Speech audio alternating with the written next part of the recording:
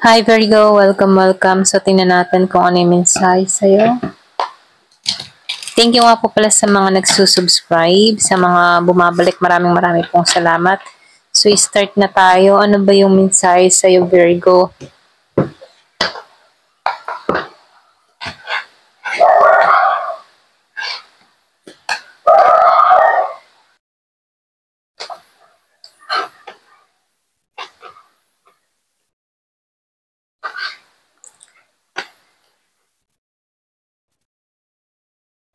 So nakikitaan ko dito yung purity or pwede rin sabihin na ikaw yung tipo ng tao na andun yung passion mo, okay?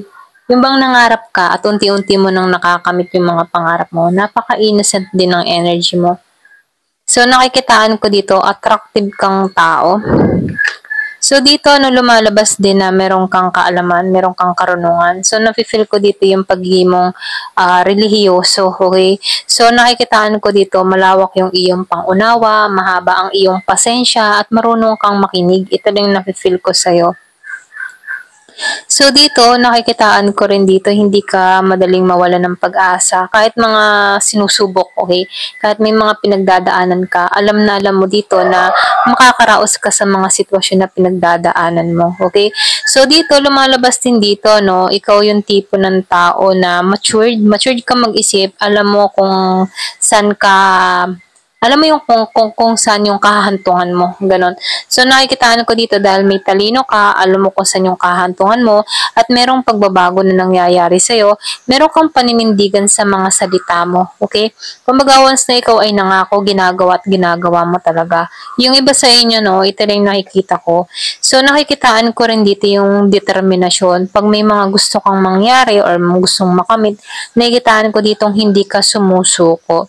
So dito, ano lumalabas din dito, likas kang matapang, likas kang matatag. So nakikitaan ko dito, marami kang mga pagsubok na napagtagumpayan. Yung iba sa inyo, nakikita mo ko dito, nangarap ka, na kung saan ngayon, nakikita mo na yung resulta ng mga pinagtatrabahuhan mo or mga ginagawa mo. Yung iba sa inyo, yung pangarap mo, unti-unti mo nang nare-receive or nakakamit dito. So nakikitaan ko rin dito, very energetic kang tao. Baga, punong-puno ka ng sigla, hindi ka nawawala ng pag-asa. Pwede nga ba sa inyo, hindi mo masyadong iniintindi yung mga toxic or negativity, ano? So, nakikitaan ko dito, mas nakatuon ka sa positive, okay? Ito lang nafe-feel ko sa'yo.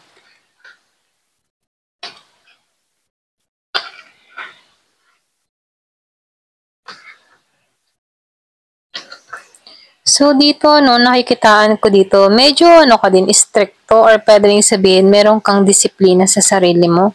Okay, kung marunong ka, kung kailan ka kikilos o kung kailan ka titigil, ganun ka.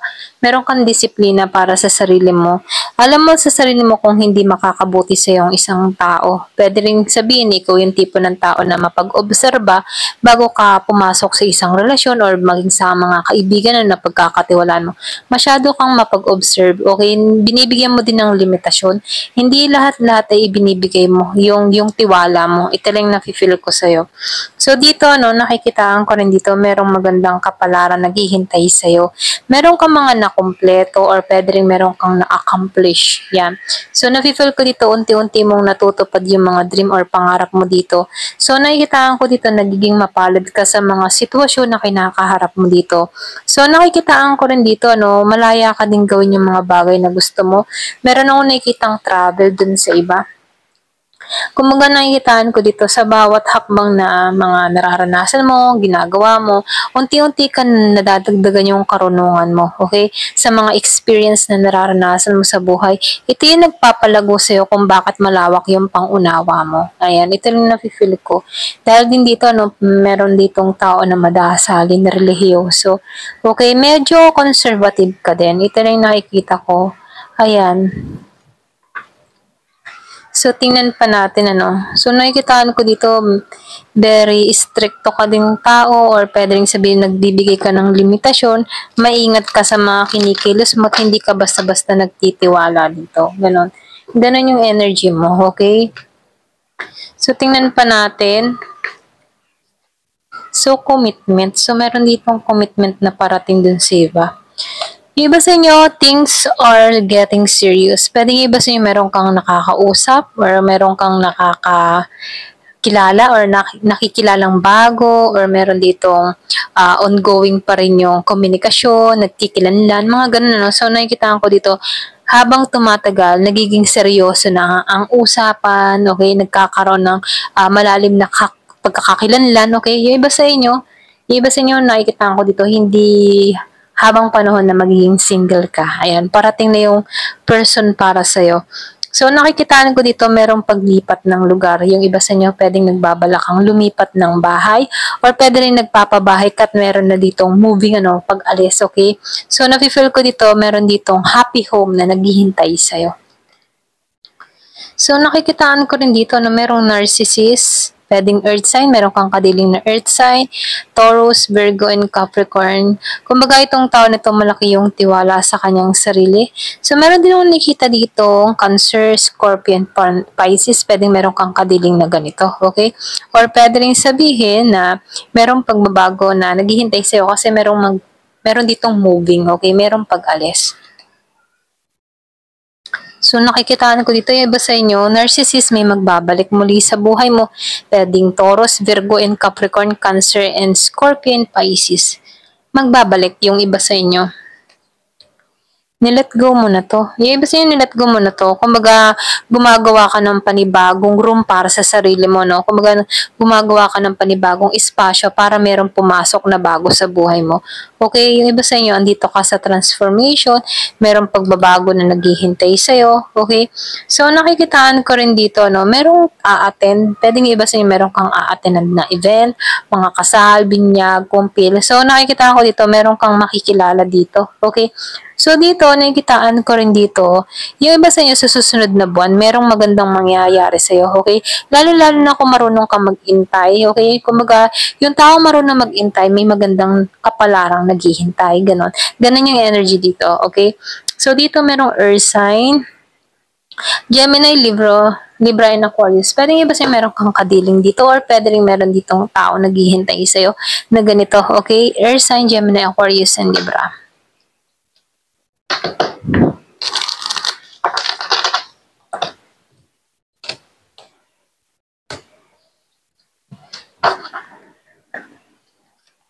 So, merong blessing, merong biyayang marireceive yung iba sa inyo. So, meron ditong liberty. So, nafe-feel ko dito, no, meron ditong passionate or pwede rin meron ditong yung bang tipo na playful, okay? May pagka-playful or pwede rin meron ditong magiging malaya na sa sitwasyon, okay? So, nakikitaan ko rin dito na merong paglago na mangyayari. Ayan, may paglagong mangyayari dun sa iba. Or pwede rin andito kasi stage na nagmamatured ka na. Alam mo na yung ginagawa mo, pinapalaya mo yung sarili mo sa mga sitwasyong mahihirap, no? Andun yung pagpapalaya. So, dito self-love, basta nyo natututunan mo ng mahalin yung sarili mo, nagiging malaya ka na sa sitwasyon, at merong mga magagandang kapalarang naghihintay sa'yo kasi andun na yung paglaya mo. Paglaya sa mga lalahanin, pwedeng yung iba sa inyo nakapokus ka na lang na mamahalin ko yung sarili ko, ganun, okay? Nakatuon ka sa sarili mong paglago. So, lumalabas dito na merong magiging masaya sa sitwasyon, okay? Pwedeng meron kang mga pinagdadasal na kung saan ikaliligaya mo dito. Lumalabas din dito, meron kang tapang, lakas ng loob. So, nafe-feel ko dito yung bagong simula. Pwedeng iba sa inyo, no? Meron dito magta-travel. Ito yung bagong simula para sa'yo. Para kang binuhay muli, ganun, okay? Parang ni-rebirth, ganun. Ganun yung energy mo na kung saan nagkakaroon ka ng mas malawak na pangunawa at mas malawak na pananaw sa buhay.